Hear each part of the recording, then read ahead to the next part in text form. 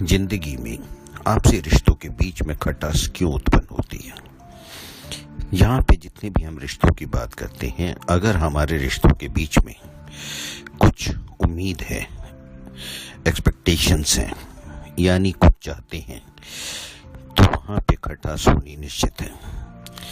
यहाँ पे ये कहना बहुत ज़रूरी है कि जितने भी रिश्ते हम लोग निभाते हैं, उन सब के अंदर कोई ना कोई हमारे को चाहत होती है कि वो ऐसा करें। यकीन मानिए, अगर रिश्तों के अंदर प्रेम है तो वहाँ पे चाहत नहीं हो सकती। लेकिन जब भी हमारे अंदर चाहत होती है तो क्या होता है, वो चाहत पूरी ना होने पे हमारे अंदर तनाव आता है और हमारी भाषा में परिवर्तन होता है। हम एक दूसरे के ऊपर ताने चीटे कसते हैं और उसके बाद हम लोग आपस में एक दूरी बढ़ती चली जाती है। और वो दूरी हम लोग पाटने के लिए कि भाई दूरी ना दिखे, उसके लिए हम अपने बनावटी चेहरों को प्रयोग करते हैं। दिखाएंगे हम कि नहीं, हम उसे बहुत प्यार करते हैं, लेकिन सच्चाई तो ये है कि हम उसे प्यार नहीं करते, हम उनसे बहुत दूर हैं और अंदर ही अंदर इनके बीच में जो दरार है वो बढ़ती चली जाती है। अब ये सब क्यों हुआ, हमारे को ये सब जानने के लिए बहुत ज़रूरी है दो चीज़ों की। क्या हम इमोशनली ट्रैप हैं, यानी हमारी भावनाएं इतनी कमज़ोर हैं कि हम उसके प्रति कुछ न कुछ करने की इच्छा रखते हैं। अब बहुत गहराई से सोचें कि इच्छा क्यों रखते हैं। बस उसका जवाब नहीं है, हम उन्हें चाहते हैं, हम उसे चाहते हैं। बच्चे के लिए हम बहुत कुछ कर रहे हैं, हस्बैंड के लिए हम बहुत कुछ कर रहे हैं, वाइफ के लिए हम बहुत कुछ कर रहे हैं। किसी भी रिश्ते का आप नाम ले लीजिए, यहाँ सिर्फ मैं एक बेसिक प्रिंसिपल्स की बात कर रहा हूँ।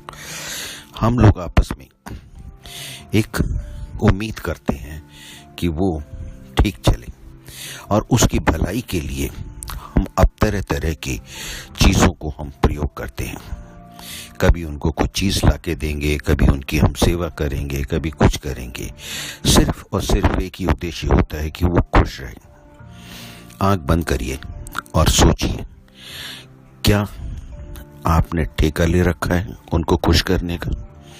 अगर रिश्ते आपस में इतने मजबूत हैं तो किसी दूसरे को अगर कोई चीज़ की जरूरत होगी तो वो डिस्कस हो जाएगी और बता दिया जाएगा कि भैया ये चीज़ हमारे को अच्छी नहीं लगी या ये चीज़ हमें चाहिए। जरा ठंडे दिमाग से सोच के देखिएगा आपस में रिश्तों के अंदर कि कब हमने एक दूसरे को बताया कि हमें ये चीज़ चाहिए या तुम्हारी ये चीज़ मुझे अच्छी नहीं लगी। अब देखिए, आप कहेंगे हमने तो बताया, लेकिन उसके बाद आपने नहीं देखा कि जब आपने बताया तो दूसरे का क्या रिएक्शन हुआ। क्रिया प्रतिक्रिया, यहाँ पे ये सारी चीज़ें बहुत ज़रूरी हैं।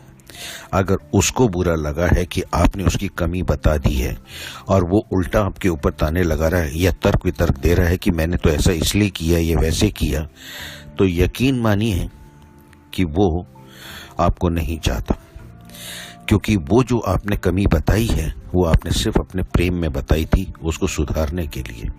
लेकिन अगर वो उसके ऊपर तर्क वितर्क कर रहा है तो यकीन मानिए कि वो आपसे प्रेम करता ही नहीं है, वो सिर्फ एक फैब्रिकेटेड है, यानी एक प्लास्टिक फेस लेके चल रहा है।